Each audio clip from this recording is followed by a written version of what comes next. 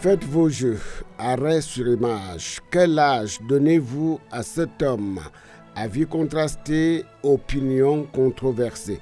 A contrario, admiration partagée devant l'endurance, la résilience, le rayonnement et la perspicacité d'un homme qui fête ses 93 ans ce 13 février 2026, pointe les 100 premiers jours de son 4e septennat, le jour d'après, 14 février, après avoir créé l'événement dans l'événement le 10 février 2026. En vedette distinguée, Paul Biya, l'homme de la semaine, s'invite tout naturellement dans cette chronique éditoriale de politique intérieure.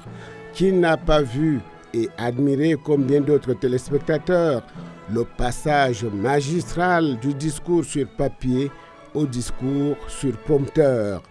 La prestance du chef de l'État, Paul Biya, dans le cadre de la prestation de son message à la jeunesse à l'occasion du 60e anniversaire de la fête qui lui est dédiée, a pris de court nombre d'observateurs qui l'attendaient au tournant de ses nombreuses prises de parole à haute intensité d'expectative en faveur de la jeunesse.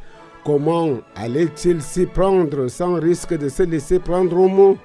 Après une série discursive d'une telle amplitude et d'une telle ampleur sur un sujet si sulfureux, essentiellement inflammable, l'élévation, la promotion des jeunes dans l'establishment.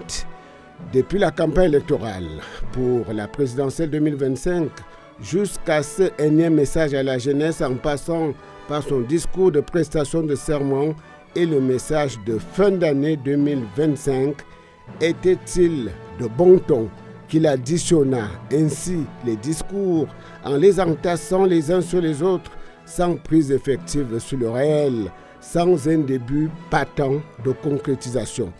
D'ici, l'on entrevoit le débat de crise qui a pu nourrir les officines de communication présidentielle sur la gestion des risques à l'effet d'anticiper ou de réagir à des controverses et laisser sauve la garantie de transparence. À 20h10 exactement, ce mardi 10 février 2026, la touche acrobatique de l'esthète du verbe politique qui réconcilie les partis est tombée. Rafraîchissante, apaisante, rassurante, galvanisante. J'entends veiller à ce qu'un plus grand nombre d'entre vous, hommes comme femmes, se voient progressivement confier des responsabilités élevées dans la gestion des affaires publiques. Diverses opportunités me viennent à l'esprit à cet égard. Le renouvellement en préparation des dirigeants des sociétés d'État, la formation du prochain gouvernement qui, je le sais, est très attendu, mais aussi la tenue des élections législatives et municipales. Même si le calendrier afférent à ces dernières devrait, au vu de certaines contraintes impérieuses, connaître un léger réajustement dans le respect des dispositions pertinentes de nos lois et tout particulièrement de la loi fondamentale. Sont ici convoquées, à l'évidence, certaines contraintes impérieuses que la Constitution habilite le président de la République à constater. Sans doute sont-elles liées, entre autres, à la rareté des financements en ce début d'exercice budgétaire pour organiser des élections sans anicroche ou encore à la finalisation de certaines consultations en cours dans un contexte qui appelle à la préservation de la paix, de l'unité nationale, de la stabilité des institutions. C'est le grand tournant de ce parcours discursif dans sa séquence politique, si habilement négocié par l'athlète au long cours, habitué des moments de grande frayeur qu'alimente une certaine conjoncture nationale et internationale. C'est le sens des réformes que j'entends engager prochainement en vue d'un meilleur fonctionnement de l'État.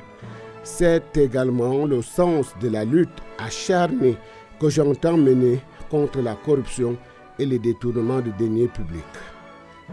La constance dans l'engagement et la ferme détermination qui ressortissent de cette profession de foi ont fait monter l'audimat et la cote de popularité du chef de l'État, Paul Biya. Du moins si l'on en juge par l'accueil réservé à ses propos dans les médias classiques ou sociaux. Le renouveau et ses 4 principes fondamentaux de rigueur, de moralisation, de démocratisation et de libéralisation sont de retour au regard du martèlement de certains engagements de recours. Oui, il était temps que la vedette revienne au chef pour remonter la barre et redonner du rythme à l'orchestre philharmonique devenu ces derniers temps si strident, si divergent, si bruissant, au point de nourrir la polémique sur l'essoufflement du concert. Il n'en est rien. Heureusement, en témoigne ce serment public qui engage l'honneur et l'honorabilité du prestataire. Cet engagement, j'entends l'honorer, quelles que soient les difficultés et les obstacles suscités par un environnement international de plus en plus contraignant. Je suis persuadé que nous parviendrons ensemble à cet objectif. Ma détermination sans faille, votre courage et vos multiples talents en sont l'assurance. Parole de guerrier, serment de combattant, confession d'un moine soldat. Don't act. Happy birthday, Mr. President.